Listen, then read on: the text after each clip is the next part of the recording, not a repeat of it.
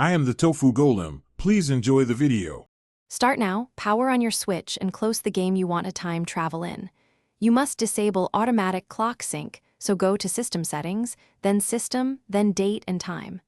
Once there, turn off Synchronize Clock via Internet. Make sure you remember the current save point and any time-sensitive items. You do this because immediate clock changes only apply while the console is offline. Keeping the system disconnected prevents server conflicts and unintended rollbacks.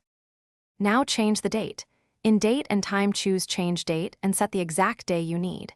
If you want daily resets, move forward days. For seasonal events, jump months. Once done, make sure the console stays offline and then reopen your game to let it read the new system time. You do this because many games reference the console clock at launch. Reopening, while offline, prevents the server from correcting the time and ensures the game applies the shifted date immediately. Finish by performing the in-game actions that depend on time, harvesting, events, or item spawns, then save. When you're done, either set the console clock back or reconnect to resynchronize with Nintendo servers.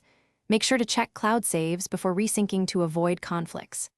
If something goes wrong, like online features blocked or missing items, power cycle the switch, disable cloud sync temporarily, and try again offline. This often resolves corrupted temporary states caused by rapid time changes. Thanks for watching.